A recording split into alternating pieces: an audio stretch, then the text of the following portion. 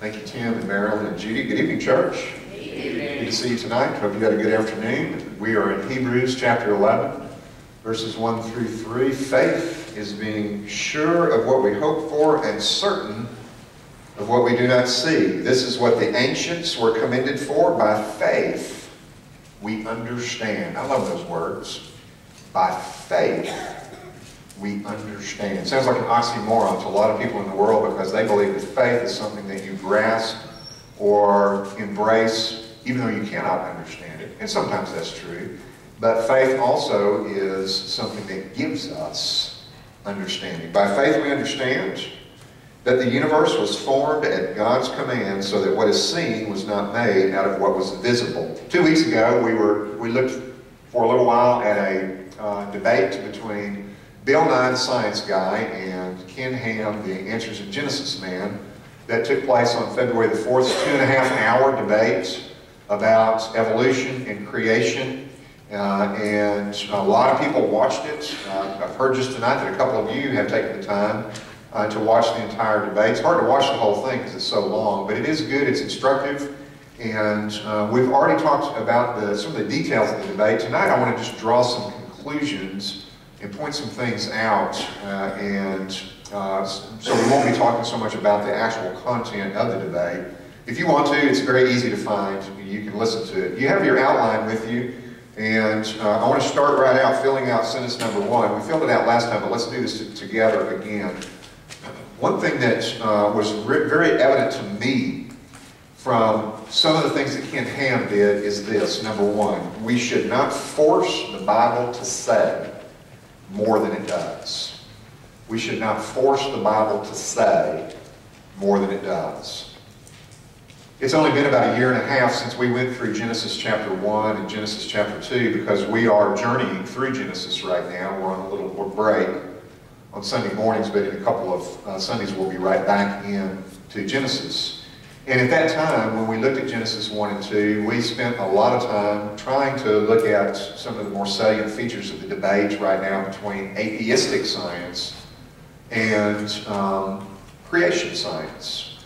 And all of those words have tons of baggage, and the debate goes on and on and on and on. One of the bottom lines to all of this, if you're about to lose interest and not hear anything else I say, let me say this up front. This debate will not be settled in our lifetime. It won't be settled in our children's lifetime. It won't be settled in our grandchildren's lifetime. And I suspect that it won't be settled entirely to the satisfaction of a lot of people until Jesus comes back. There will always be some elements to this debate between atheistic science, and I want you to notice how I keep saying atheistic science because not all science is atheistic. But there's always going to be some element to the debate between atheistic science and people who believe in the Bible that is unsettled, that is open. We can't wait. We have to decide now. Faith is urgent. And we can't just hold back and say, well, I'll listen to the debate a little bit longer and see which side I should follow. And I know I'm preaching to the choir tonight because most of you have already made up your mind. You've charted your course. You're on the pathway of faith.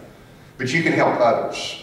A lot of what I want to tell you tonight may not be for you as much as it is for you to use to help other people, to encourage them. And so even if you're not struggling with these things tonight, I want you to pay attention, I want you to take some notes, and I want you to listen carefully and try to leave here with some things that if it doesn't help you, it may help your children, it may help your grandchildren, it may help a coworker or somebody that you know that is struggling, that will ask you a question about this debate between atheistic science and belief.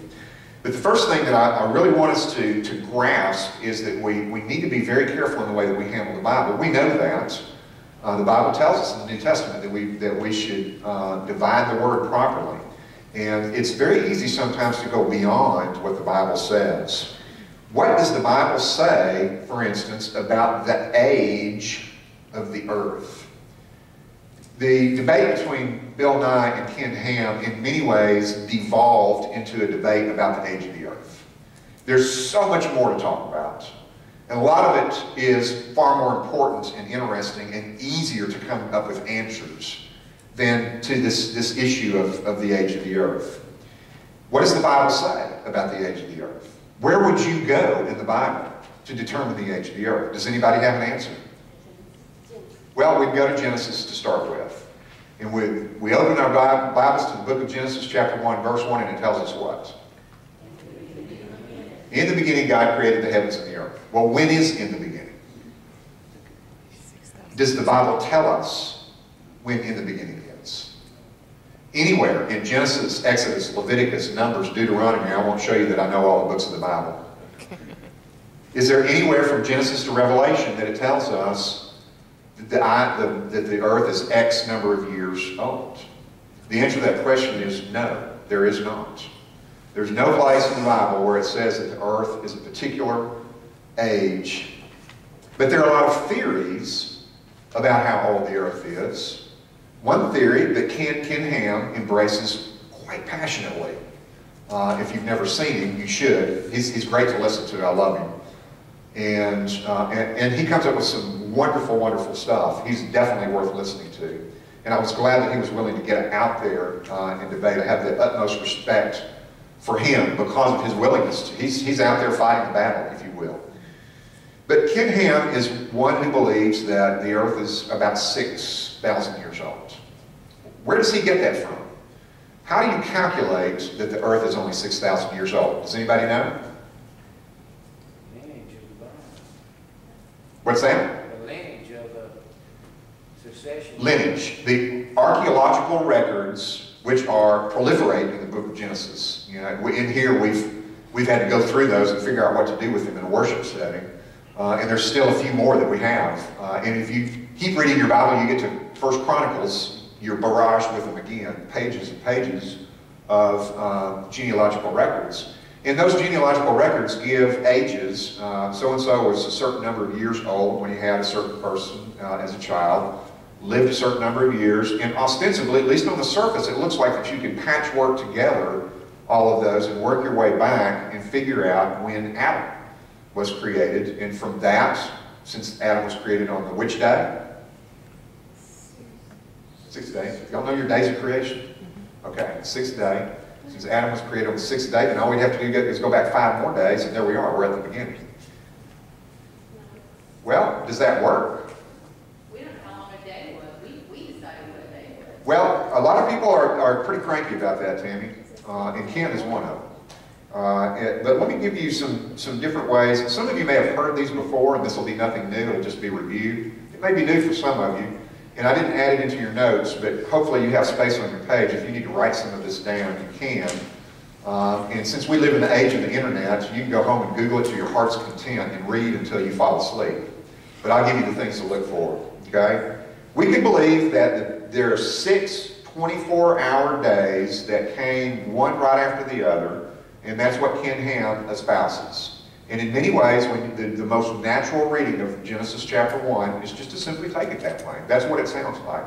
That in 6 consecutive 24-hour periods, God created everything. But even if that's true, we still go back to in the beginning.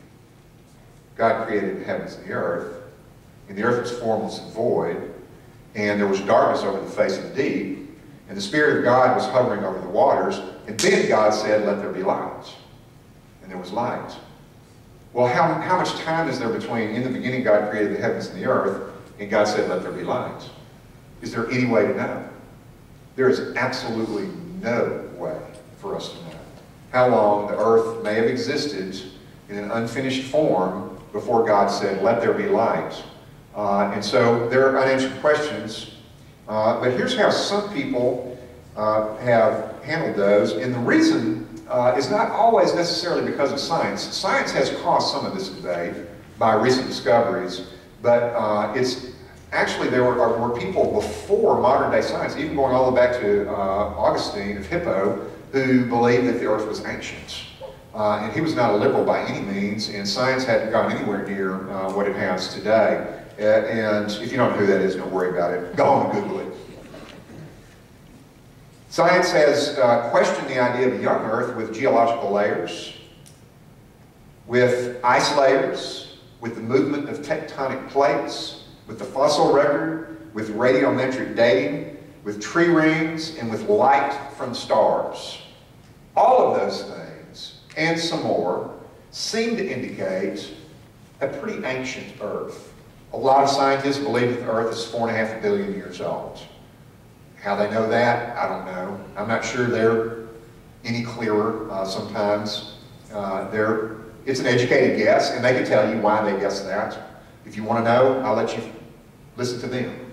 And they think the universe is about 15 or 16 billion years old, and they have reasons for that as well.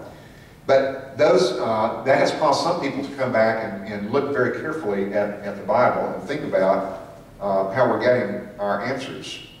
Let me give you one of the reasons to think possibly that putting together the genealogical records is not a good way to figure out passages of time. Because there are some cases in the Bible, at least 2 of them, where the same genealogy is given twice. Once in the Old Testament, once in the New Testament. And they're not the same. They're not the same. I'll give you the references, so if you want to look them up, you can. In Matthew 1:8, it says that Joram begat Uzziah. But then when we go back to 1 Chronicles 3:11 through 14, it mentions 3 other generations between Joram and Uzziah. Why? Well, the answer to that question is that it's not a modern-day genealogy. It's an ancient Hebrew genealogy. And one of our problems in reading the Bible is we like to transfer back to the ancient Hebrew literary tradition what we think should be done, or how we think things should be expressed. And one of the reasons that you pay people to go to seminary and study the ancient cultures and the ancient manuscripts and so forth is for them to try to understand how people in the ancient world communicated. They didn't speak English. They weren't Westerners. They were Easterners, Far Easterners, and they spoke this ancient Hebrew language. And translating from one language to the next is not as easy as a lot of times we like to make it out to be. People don't use words on a one-for-one basis. That's a passion of mine. I love it. If you want to talk about it, come to my office and I'll talk to you till you get up and walk out screaming, okay? But I won't do that tonight. Just take that one thing and recognize that all languages don't express things exactly the same way. And apparently in ancient Hebrew, it was acceptable to skip certain generations in genealogies. The word son, ben, in ancient Hebrew is used in a variety of different ways. Jesus is called the son of David. Well, we understand that he was not David's son. He was a descendant of David. There were many generations between King David and Jesus Christ being born in Bethlehem. About 1,000 years. Nevertheless, the Bible calls Jesus the son of David. And we don't question that. We understand what it means. The word means descendant. That's just an example of how languages handle things a different way. Now, the other example is that in Luke 3:35 through 36, there's a missing generation if you compare it to Genesis 11, 20 to 24. If you're writing these things down and you want to look them up. My point is that what we know about Hebrew genealogies tells us that it would be impossible to date the earth based on Hebrew genealogies, because they just didn't do genealogies the way we do. They left gaps in them. It doesn't look like it to us when we translate it into English, but we have to remember that we're looking at an English translation of a Hebrew construction. And it didn't bother them to skip those things. Now, one of the theories that was popular in the early 20th century to try to deal with, try to make the Bible say the same thing science was saying, is called the gap theory, G-A-P, if you want to look it up, the gap theory. And the gap theory says that between Genesis chapter 1, you might want to get Genesis 1 out as we talk about this. Keep your finger on Hebrews 11. Between Genesis 1 and Genesis 2, there are millennia. There are all these things that happened. And so that's where the age of the earth comes in. In the beginning, God created the heavens and the earth. Then, the earth was formless and empty, is the way that this way we understand it. The then, which the NIV says now, and which probably the NAS says and, is the Hebrew letter or conjunction wa. And wa can do a lot of different things. It can say now, it can say then, it can say and. Only the context can tell us what wa is doing.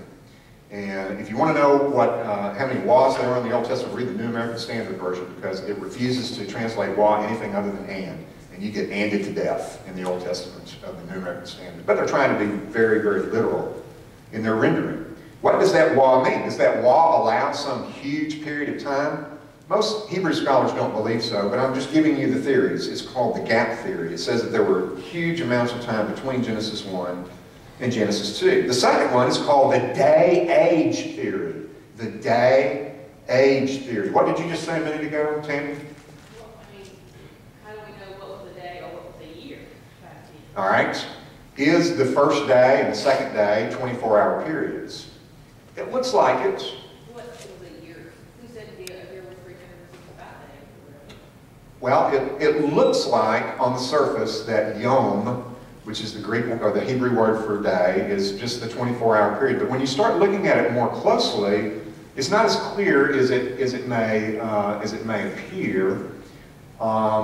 In fact, a funny thing happens on the seventh day, and we don't learn about it until Hebrews chapter 4. Does anybody know what's peculiar about the seventh day?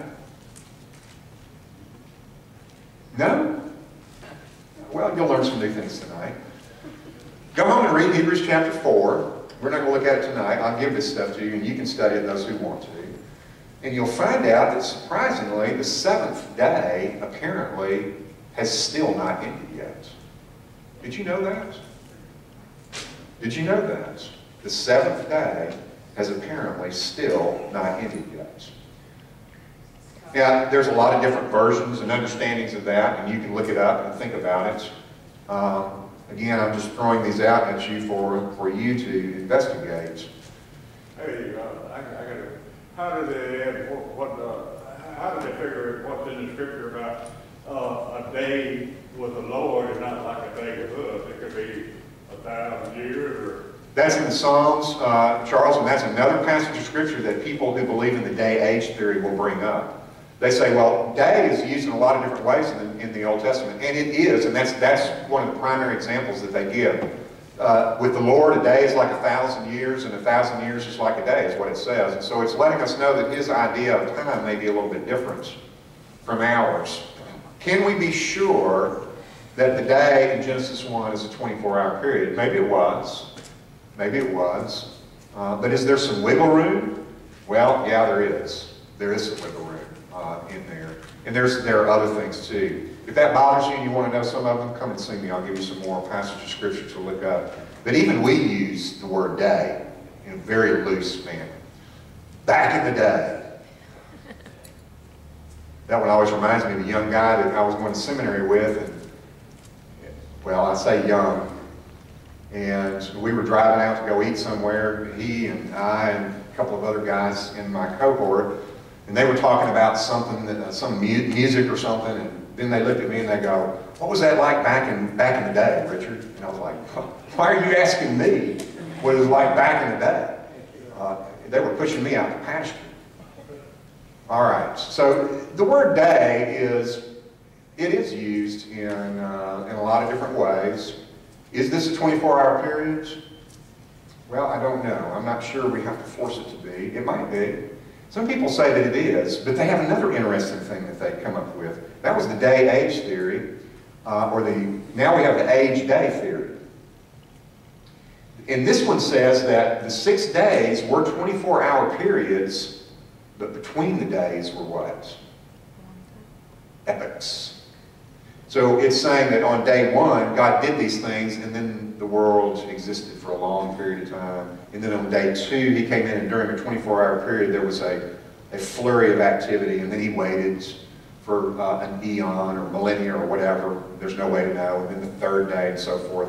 And so that's one way. That's one thing that people have brought up. That one seems a little strange to me, but oh well, it's out there. It's possible, I guess. Then there's the pictorial day theory, or it's called a variety of different things. where some people have said these days were the days when God revealed to Moses what he did during creation. On the first day, he revealed to him that he called into existence light. And that's all he told Moses on the first day. And then on the second day, he talked to him about the division of the waters from above and below. That one I've always not been real friendly with. But I'm just telling you what's out there, okay? That's another possibility. What that one is saying is that maybe we don't really understand the literary genre of what's going on in Genesis chapter 1. In other words, when we read the Bible, we need to recognize what kind of literature that we're reading. If it's narrative, it's historical narrative, then we take it as historical narrative. If it's poetry, then we take it as poetry. And this is critical. We do this too, and we shouldn't expect the Bible to be any different. The Bible is God's Word, but it's God's Word in human language. Okay? So if Bob tells me that the washer that I want to buy at the Sears store is $1,000, then that means something to me. That word, that number 1,000, means something to me. It hurts me in the wallet, you know.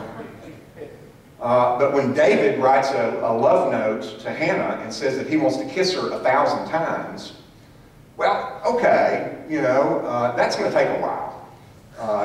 We may not take the 1,000 number exactly the same way when David's talking about kissing Hannah as we would when Bob talks about me buying a washing machine from him. So we all know these things. Clearly there are accepted genre that we use. When you open the newspaper up, you don't read the funny page the same way you do the front page, I hope. Sometimes they seem like the same thing. But we understand that when we're reading the funnies, that's the funnies, and we take it a certain way. And we read the front page, it's the front page, and we take that a certain way. And we read the opinion page, we take that a certain way. We just do these things automatically. And when we come to the Bible, we need to do the same thing and understand that poetry is poetry, prose is prose, parables are parables, proverbs are proverbs, and they all work with their own set of rules. By the way, to take a proverb as a prophecy is a dangerous thing. To take a proverb as a prophecy is a dangerous thing. Proverb says, train up a child, right? Is that a prophecy? Is that a promise? Or is that a proverb? Is there a difference between a proverb and a promise? Yes, there is. The proverb says that the righteous will never be hungry. Well, I guess we can answer that by saying that nobody's righteous, right? But we understand what the proverb is saying, don't we? We have proverbs too. We say, well, if you want to make good money, you better go to college. Well, yeah. Does that work every time? It's not a promise. It's a proverb. And proverbial sayings are not the same thing as prophetic sayings, are not the same thing as promises, and so forth and so on. And so one of the big mysteries is, where does Genesis chapter 1 fall in all of this? What is the genre? What is the literary genre of Genesis chapter 1? Is it prose? Is it poetry? Is it something completely different?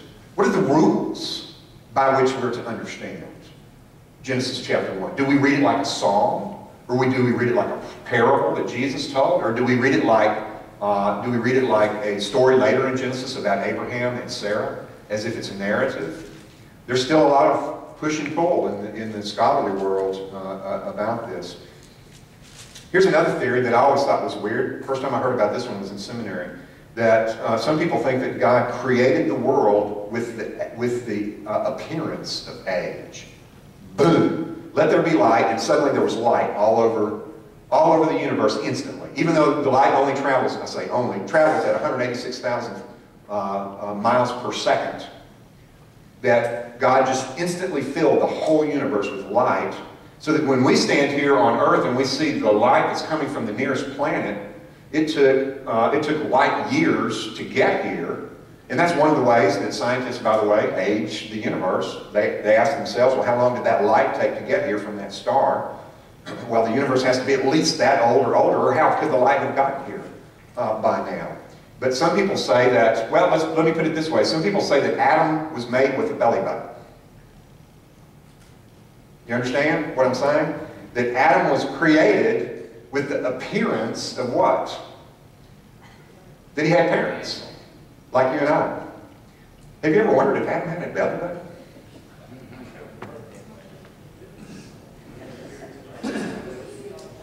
But he had the appearance of age. Was Adam created as an infant? I don't think so. We don't know for a fact, but it seems like Adam was created as an adult. That's right. That's true. Do you see where I'm getting though when I say, don't make the Bible say something that it doesn't say?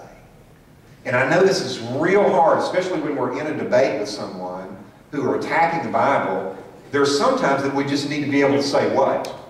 I don't know. I don't know. I don't know. And if they say, well, there's a lot of stuff you don't know, then do this. Take your scale out and set it down. Okay? All right. Let's put everything that I don't know over here. Punk. You're right. It's a lot of stuff. I don't know. Now let's put everything I know over here. Where I came from, why I'm here, and where I'm going. Punk. Vroom. The answer to those three questions outweigh all the details you could ever come up with. Those are the three questions that everybody wants an answer to. Work the details out later. Don't work the details out. If I know where I came from, why I'm here, and where I'm going, I'm good. I can deal with a lot of I don't knows. Okay, and that's one of the big things that we need to focus on. What we should focus on, which is what the Bible focuses on, which is not how long it took God to make the world, or necessarily how He did it, but why He did it, and that He did it. He did it, and here's why He did it.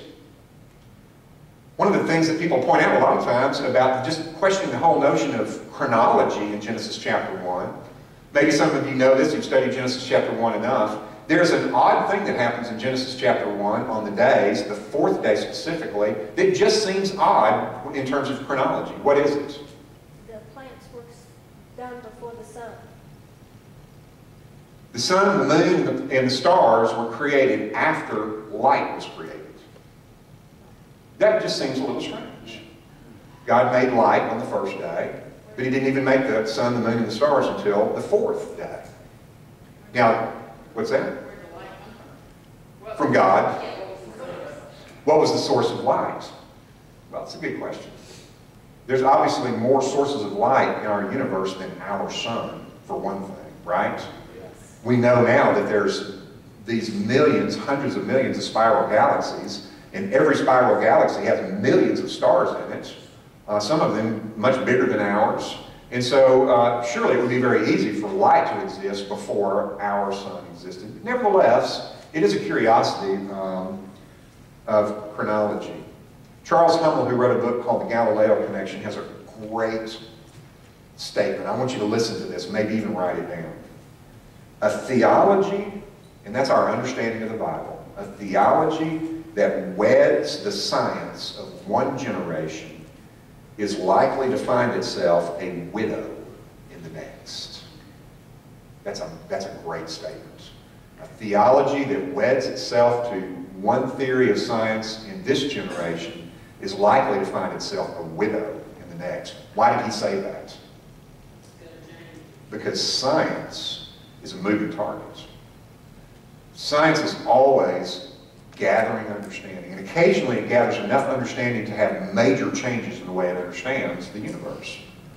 And a lot of scientists would have us believe that that's not going to happen anymore, that we understand so much about the universe now that we're not going to have any big shifts in our understanding. But that's not true. Even within our lifetime, there have been huge shifts. Well, a massive, massive shift in the understanding the physical universe is this. Once everybody embraced the Big Bang Theory, we've talked about that here before, they believed for a long time that as everything is spreading out in the universe, that it's slowing down. And at some point, the force of gravity would stop all the mass in the universe and begin to pull it back together again, and the Big Bang would eventuate into the Big Crunch. Don't you love these words they come up with? then it would bang again maybe, and crunch again, bang again, and crunch again. But a funny thing happened on the way to the crunch. They kept gathering data, and they found out what? Does anybody know the answer to this question? That actually the universe is accelerating as it expands. And that blew the mind of a lot of people. Counterintuitive, it makes no sense. And so the entire understanding of the physical universe changed in an instant, just like that. So don't let anybody tell you that science understands the universe so well that nothing is going to change as we go forward. It will change. And so we don't have to justify what the Bible says by harmonizing it with the current day theories of science. It doesn't have to be done. If it doesn't fit, don't worry about it, because the puzzle will change. It may change 10 years from now, it may change 100 years from now, but it will change. Science has continued to change. These are called paradigm shifts in scientific understanding of the physical world. And so we really don't have to justify what the Bible says to physical science. We just have to sit and watch. We're spectators. And all the while, we're being very careful that we don't make the Bible say more than it really does. That's when we get ourselves in trouble. We want to know the words instead of knowing what somebody tells us the word says. Here was the next, here's one good thing that Ham said in the debate. I really liked this. He said, we build models based upon the Bible. And those models are always subject to change. For instance, the fact that Noah's flood occurred is not subject to change, but the model of how the flood occurred is subject to change because we observe the current world. You understand what he just said? That's a good statement. He's saying you take something in the Bible like the flood, and he's saying you're not going to convince me that the flood didn't happen, but you may convince me that I don't understand all the details of how it happened. I may need to change my understanding of it, but it happened. And the same thing is true of creation, and Ham would agree with that. You're never going to convince me that God didn't make the world. You may change my mind about how He did it, and I may need to understand new things about how He did it, but it's not going to change my mind about the fact that He did it. And it won't change what the Bible tells me about why He did it, which is very, very important. Sentence number 2 on your outline. Atheists, like theists, a theist is not necessarily a Christian, are they? A theist is what? A theist is just somebody who believes in God. Satan is a theist. He's a lost theist. One of the most famous atheists of the 20th century was a British man named Anthony Flew, who was a military or a militant atheist who wanted to wipe out Christianity for decades. And when he looked at the evidence for design in biological life, he changed his mind and became a theist. Then he died. As far as we know, he never became a Christian, but he became a theist. So you can be a theist without being a Christian. You can believe that God exists, you can know that God exists, but still not give your heart to Christ. And so being a Christian is not just believing that God exists. A lot of people will tell me when I start talking to them about their condition, their spiritual condition, I believe in God. I say, well, congratulations, you made it to kindergarten. Let's go to first grade. We need to go further than that. The Bible is not just about believing in God. The Bible is about trusting in God's salvation, which is Jesus Christ. Atheists, like theists, are, listen to this, number 2 on your outline, committed to a particular worldview. Believe you me, atheists are committed to a worldview. Richard Dawkins is committed to the fact that there's no God, and any evidence that goes against that, he believes by faith that that evidence will change. I believe that Bill Nye is a committed atheist. Now, he's never come right out and said that, but by just listening to him very carefully in this debate, and listening to some of the things that he said, and some of the quotes, and watching him in the debate, I believe that he's a committed atheist. He's a disciple of Carl Sagan, and a lot of you know who that is. And Carl Sagan was a very committed atheist who wanted to wipe out all belief in God. And so I believe Bill Nye is too. One thing that you need to be aware of when you're listening to one of these scientists is you're not talking about an open-minded person. They present themselves as being open-minded, but believe you me, they are not open-minded. They are as fixed in their faith as many of us are. When they run across something that goes against what their worldview tells them to believe, they believe with faith that someday they will find evidence that will line up with their faith, just like we do. We run into things occasionally that rattle our faith, but we still believe by faith that someday we'll get an answer to that question, and it'll all work out. And so don't let scientists elevate themselves above you and make you feel like you're a second-class citizen. We're all in this thing by faith, okay? We are all in this thing by faith. And I can give you a great example. Is Richard Dawkins being asked by, who's the guy that did no intelligence? Ben Stein. I love this cut. Ben Stein asking Richard Dawkins, where did life come from? Where did the first self-replicating biological life form come from? Where did that first piece of life that was able to reproduce itself, where did it come from? What do you think? Richard Dawkins, a world-class, one of the top 3, well, one's dead now, top 2 atheists in the world today, a prolific writer, a fantastic scientist, a brilliant, brilliant man. I would freely admit that he could run circles around me intellectually in the middle of the night with his eyes closed. And that brilliant scientist, when asked, where did life come from, what did he say? I don't know. Not only did he say, I don't know, he said, we don't know. He is formidable enough that he can speak for his community. And he speaks for his community and says, we don't know. In fact, not only does he say we don't know, but in his book, God Delusion, he says, perhaps space aliens planted life on Earth. Okay? So that's where we are. And this is a man who believes in atheism by faith. By faith.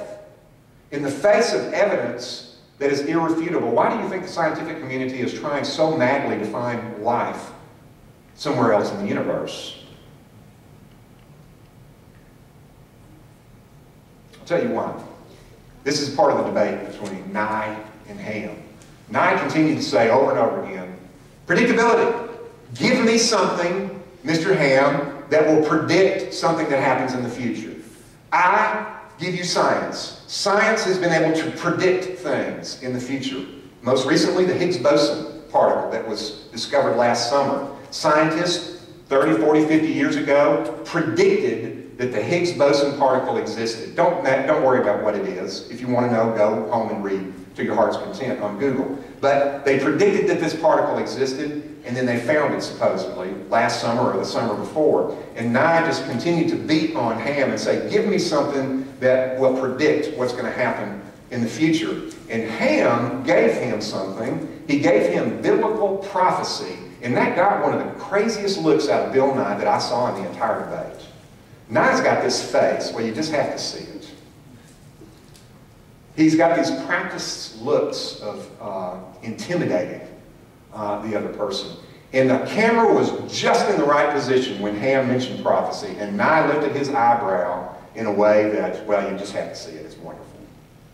It was an act of utter skepticism. But let me tell you something. It's one thing to predict the physical universe. In fact, compared to what's going on in the universe, to predict the physical universe is really quite simple. In some ways, that's kindergarten. And that would be insulting to Bill Nye. I understand that. I'm not saying that what he does is unimportant or that he's not a brilliant man or that physicists are not brilliant. They do things that I probably never, well, I will never understand. I had a friend one time who was a physicist, and he had equations on his computer that just went for page after page after page, and I didn't understand the first part of it. Nevertheless, to predict what's going to happen in the physical universe is not the same thing as predicting what happens with life. And that's the problem for scientists today. Evolution makes a prediction. You need to know this. Evolution makes a prediction. It's a very specific prediction. It predicts that life will what? It will very easily spring into existence everywhere it's given the chance. Why do you think they're looking for Earth-type planets? Anybody read the news? Do you see that?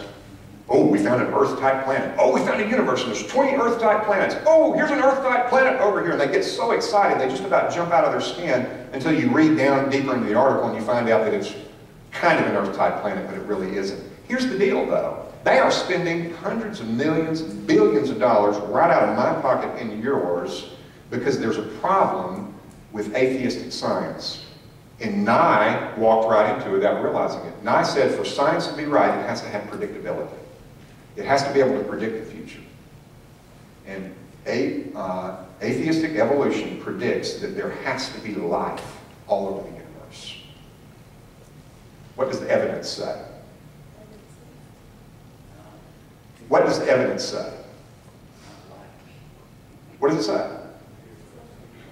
In a universe with so many stars in it that we cannot count them, I don't even know if we have a number that goes that high. In a universe with spiral galaxies that look like grains of sand on a beach, every one of them full of suns, and there's no telling how many Earth-type planets there are out there. But so far, the evidence says what? Only Earth has life.